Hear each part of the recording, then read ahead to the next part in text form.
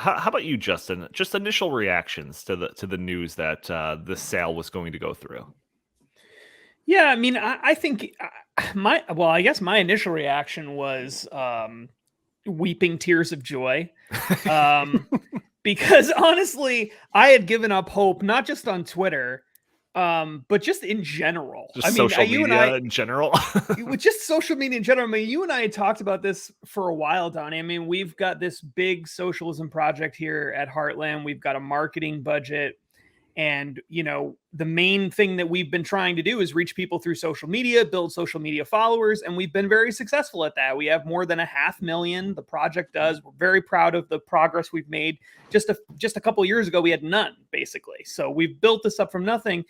And as this has gone along, this has all kind of happened at the time when we've seen increasingly more crackdowns on social media. It's sort of the worst time for free speech in the history of social media. So Sure. it hasn't been exactly the best time to kind of be a conservative in this movement, building a social media following, especially after January 6th. I mean, you remember how excited I was about Parler, and Parler was murdered, we had smothered a to death in we its had a bed. conversation just a little behind the scenes. We had a conversation about Parler like the day before it got nuked from space, where we're like, maybe we should put like a substantial amount of money behind Parler. The next day, it was gone.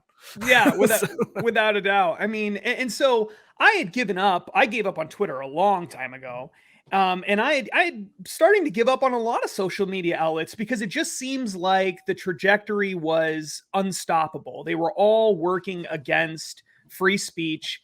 They all have an agenda. The Hunter Biden laptop story and what they did to the New York Post was sort of the moment that I got really depressed about it, frankly, because if they could do that to the New York Post and they could kill a story, people even sharing a story privately with each other, then they could do anything they want, and they had every intention of doing it, not just on Twitter, on Facebook, on other platforms. And so I was just sort of waiting for the day when this inevitably would happen at an even more extreme level across all of these platforms. And really, there's not that many social media platforms worth having big followings on. That's just a sure. reality. And when you're in the business, you know that it's basically Facebook, Twitter, and YouTube. And that's kind of it. I like these other conservative alternatives like Getter, and we were big into Parler, obviously, and Rumble and all that, but they don't have the followings. They just don't. And if you want to reach people, you have to reach them through these three big platforms, which when you add together those three with the search engines, especially Google, that's everything. I mean, that is our modern public square. That's where we debate. That's where we talk. That's where we communicate with each other. I lived in Boston for a long time. In New England, you see this. Every town in New England has a meeting house. Okay. The meeting house was not only the church, it was also the town hall. It was where they debated things. It was where they voted on things. That's where everything happened. Well, in our modern society, most of what happens, other than the politics of things, a lot of what happens on social media. That's where we debate each other. That's where we talk to each other. That's where we share information.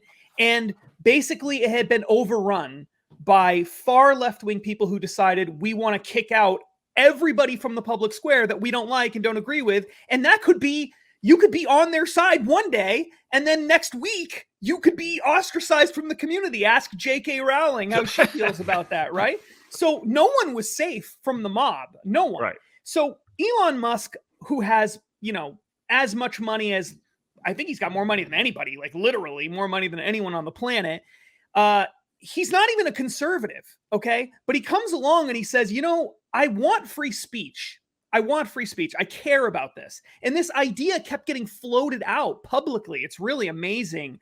You can see the screenshots of people suggesting to Elon, hey, why don't you buy a social media company or start a social media company or do something if you care so much about free speech? You could see him responding with things like, maybe, or how much does it cost? Or, things like that, Right. just toying with people. And then when he actually did it, it was almost too good to be true. I mean, Yeah. truly, it really almost too good to be true. I said this privately on a thread with that Jim and Donnie were on with some other losers. And well, sorry, with losers, not other losers. Thank you. And and I said I think this is the most important moment for free speech, pro liberty people on social media in the history of social media. Like, I legitimately believe that, because Elon has the opportunity here to not just reform Twitter so that Twitter is a place where free speech is allowed, not just today or next week or next year, but maybe for 20 or 30 years. But also it puts pressure on Facebook and these other social media companies to think a little more carefully about their own platforms, because there is a competitor that's offering free speech.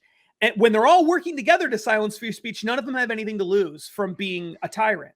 But when one of them starts offering free speech and now there is a market for that, and now there's some competition, well, everything goes out the window, and maybe Facebook's going to change their views at least a little bit. And even if they don't, at least there's some place we can still communicate with each other that is going to be more supportive of free speech. So I do think it's an incredible, incredible moment that can't be understated. And the left's reaction, which I know we're going to get to at some point, the left's reaction proves how important it is, because they just lost their minds, and that proves it. This was so important. Thanks for watching this video. Please subscribe to our channel and consider donating to the Heartland Institute to support more vibrant free markets, greater individual liberties, and more videos like this one.